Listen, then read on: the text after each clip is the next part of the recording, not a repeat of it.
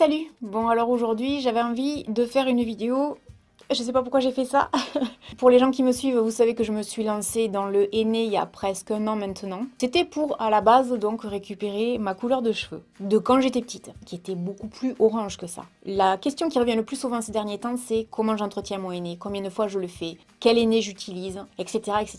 Je l'avais déjà lu et c'est vrai, les cheveux foncent au fur et à mesure. Si vous prenez mes vidéos il y a un an en arrière, vous verrez que le henné n'est pas du tout le même. Pour ma part, les seuls conseils que je vais pouvoir vous donner, c'est les conseils depuis un an de choses que je fais sur mes cheveux. Et vous allez voir qu'en fait, je fais très peu de choses. Je n'ai jamais eu les cheveux en aussi bonne santé qu'actuellement. Donc je fais toujours du henné d'Égypte, je le mélange à rien d'autre. Le henné pour moi, avec un an de recul maintenant, je peux vous dire une chose, c'est que c'est miraculeux. C'est pareil, si vous aviez l'habitude de me suivre et de regarder notamment mes astuces beauté, souvent je vous disais, j'ai un cuir chevelu qui est très irrité, qui est très sensible. J'utilisais énormément de vinaigre de cidre. Et je pense avec le recul qu'en fait le vinaigre de cidre c'est bien, c'est vrai que ça fait briller les cheveux, ça soulage beaucoup le cuir chevelu quand ça démange. Mais j'ai l'impression qu'en fait ça entretenait comme ça les démangeaisons. C'est-à-dire que j'avais cette impression qu'effectivement ça calmait sur le coup, mais après coup, j'avais malgré tout dans les jours qui suivaient ou les semaines qui suivaient des démangeaisons. Le henné, ça a été radical.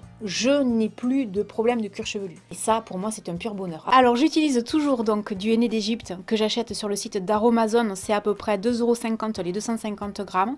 Avant, j'utilisais un sachet en entier. Maintenant, j'utilise environ la moitié parce que je fais uniquement mes racines. Ce qu'il faut savoir, c'est qu'avant, je faisais toute la longueur. Maintenant, j'ai décidé de faire que les racines parce que j'ai la couleur que je souhaitais avoir. Le henné, je le fais chauffer avec de l'eau que je mélange avec une spatule en bois. En ce qui concerne la quantité d'eau, ça se mesure vraiment en grammes. C'est-à-dire que je suis les indications du site, c'est-à-dire que la règle, c'est 350 grammes d'eau pour 100 grammes de henné. Je remue donc jusqu'à l'obtention d'une pâte qui est lisse. Après, je laisse reposer à peu près 30 minutes. J'attends que le henné refroidisse.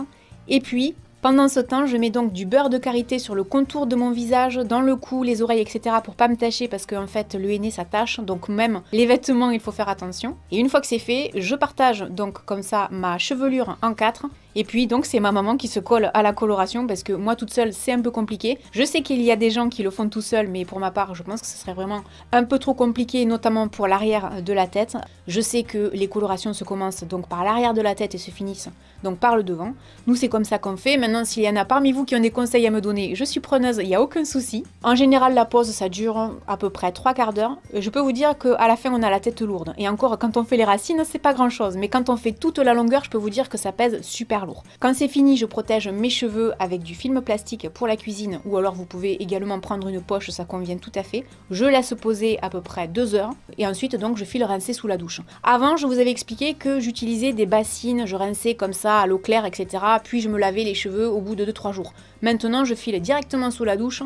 Je fais mon shampoing, enfin plusieurs shampoings même je devrais dire, et le tour est joué. Pour les gens qui se disent ouais Laurette c'est bien joli mais moi j'ai pas envie de mettre du henné dans mes cheveux. Sachez qu'il existe du henné neutre. Pour les gens qui se posent la question, a priori le henné neutre, c'est un peu comme le henné que je fais moi. Vous mélangez donc votre henné avec de l'eau et vous laissez poser sur le cuir chevelu. Il n'y a pas de problème de coloration, mais surtout ça va en fait vous soigner. Si je peux dire ça comme ça, ça va faire un bien fou à vos cheveux. Dites-vous une chose, c'est que si vous avez un doute, vous pouvez toujours prélever des mèches de cheveux sur des brosses. Et une fois que vous avez une touffe de cheveux comme ça assez importante, vous faites un petit peu de henné neutre, vous en mettez dessus, vous laissez poser, vous rincez et vous voyez ce que ça peut donner. Pareil pour du henné sur vos propres cheveux. Si vous trouvez, attention, je parle de cheveux couleur naturelle, je parle pas de cheveux avec des colorations dessus, parce que là c'est encore différent. Je suis pas coiffeuse, là je vais pas pouvoir vous aider, ça c'est vraiment important de se rappeler. Mais si vous étiez comme moi à la base, c'est-à-dire sans coloration, c'est pareil, vous prélevez des cheveux sur vos brosses et une fois que vous avez une touffe assez importante, vous faites un essai, ça vous donnera à peu près une idée de ce que ça va donner sur vos cheveux, si la couleur vous plaît ou pas, avant de vous lancer. Ou alors vous pouvez toujours tester sur une mèche derrière, au pire ça se verra pas. Moi c'est ce que je voulais faire à la base, et puis finalement je l'ai pas fait, je me suis lancée direct. Mais au départ je me disais tiens je vais le faire là-dessus, si c'est pas beau c'est pas grave, c'est derrière la tête, ça se verra pas. Au pire il y aura une petite mèche de temps en temps qui sera un peu chelou par rapport aux autres, mais il y a très peu de chances que ça se voit. Ce que vous pouvez faire aussi, si vous avez envie par exemple de vous couper les cheveux, vous pouvez vous dire bah attends, je vais le faire sur ça, je verrai ce que ça donne, et puis si ça me plaît, eh ben je vais me faire couper d'abord les cheveux et après quand je rentre, je me fais ma coloration. Il y a tout un tas d'astuces comme ça, hein. Vous pouvez plus ou moins savoir ce que ça va donner sur vos cheveux, c'est bien évident. Je vous encourage quand même à regarder dans les commentaires parce qu'il y a peut-être des gens qui vous donneront leur avis, mais surtout je vous encourage à aller sur internet pour faire vos propres recherches avant de vous lancer. Je me suis lancée en ayant cherché comme ça sur internet tout un tas d'informations. J'ai essayé de recouper, de voir sur des blogs des filles qui faisaient du henné avec des photos à l'appui, etc. pour voir ce que je souhaitais faire. Donc si ça vous intéresse, mon avis c'est une chose, mais je vous encourage à aller voir un peu ce que disent les autres. Vous basez pas uniquement sur mon avis et sur mon rendu. Sachez que le henné que vous ferez sur vos cheveux, prenez en considération la base de vos cheveux, hein, parce que tout le monde n'aura pas la même coloration. De même que je sais que l'année dernière dans la vidéo, il y a pas mal de gens qui m'avaient dit attention pour les gens qui font du henné, après faire des colorations chimiques dessus, c'est pas possible. Ensuite, combien de fois je fais le henné? En fait, je suis obligée d'entretenir mon henné tous les mois parce que au fur et à mesure, quand les racines poussent, on a cette impression comme ça que j'ai les cheveux gris. Alors en fait, j'ai pas du tout de cheveux gris. J'ai quelques cheveux blancs, mais j'ai pas du tout de cheveux gris. Mais en fait, le contraste entre ma vraie couleur de cheveux, qui est en fait, on va dire, une sorte de châtain, et ce henné qui est un petit peu orange. Là encore, à la lumière artificielle, ça se voit pas trop, mais en lumière naturelle, j'ai les cheveux beaucoup plus orange que ça. Et c'est vrai qu'en fait, le contraste entre les deux, bah, ça fait comme si j'avais, et surtout en lumière artificielle, des racines grises. Alors ne vous tracassez pas, hein, c'est pas grave d'avoir des racines comme ça. Au pire, vous pouvez le camoufler. Il existe des produits dans le commerce pour retoucher les racines. Alors, dans la première vidéo, je vous disais que au début, je rinçais le henné dans des bassines. Et ensuite, j'allais directement sous la douche. Alors maintenant, ce que je fais, c'est que je vais direct sous la douche. Ne vous inquiétez pas, le fait de rincer le henné, comme ça tâche pas la peau. Hein. J'ai pas la peau qui sort orange. Déjà, quand je passe sous la douche, j'enlève le plus gros du henné. Ça pèse, hein. Franchement, c'est très très lourd. Hein. Je le rince bien. Vous aurez la douche dans un état pas possible. Hein. Ne vous inquiétez pas, ça va pas se tacher, ça va pas s'abîmer, mais effectivement, le henné, c'est quelque chose, quoi. Maintenant, il est bien évident que pour avoir fait des colorations ou des mèches chez les coiffeurs, des colorations du genre Schwarzkopf ou L'Oréal, des choses comme ça. En comparaison avec le henné, je suis pas là pour casser les coiffeurs, chacun son travail et chacun est libre de faire les colorations qu'il souhaite sur ses cheveux. Pour avoir testé les deux et pour aimer quand même aller chez le coiffeur, ce qui est sûr c'est que je referai plus jamais de coloration chez un coiffeur parce que la qualité de mes cheveux à l'heure actuelle, elle est incomparable. J'ai les cheveux qui sont brillants, avant je mettais plein d'huile dans les cheveux, maintenant je fais plus rien, je fais même plus de bain d'huile. La première fois que je suis retournée chez ma coiffeuse après avoir fait du henné, elle me dit textuellement « mais ta couleur de cheveux elle est magnifique » et c'est tout.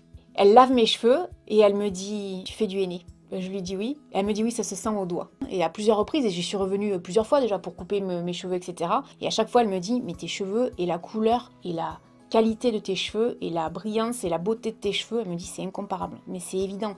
D'ailleurs, je lui ai dit honnêtement, hein, alors que je la connais depuis, je sais pas, 10-15 ans. Je lui ai dit moi c'est fini, les colorations d'avant, c'est terminé. Qu'est-ce que vous voulez qu'elle me dise? Elle m'a souri, elle m'a dit oui, je te comprends. Après, le henné, ça a ses avantages comme ça, ses inconvénients. Dites-vous une chose, c'est que une coloration chez le coiffeur, vous pouvez passer d'une couleur à une autre. Le henné, ça va être beaucoup plus compliqué. Après, là, je vais vous parler de moi des colorations que j'utilisais avant qui étaient relativement moyennes. Il existe des colorations chez les coiffeurs qui sont d'excellente qualité et qui rendent les cheveux brillants comme cela, etc. Pour moi, si vous voulez, ce qui me fait dire que je ne reviendrai jamais sur une coloration chimique, entre guillemets, c'est le cuir chevelu. Avoir retrouvé un cuir chevelu sain.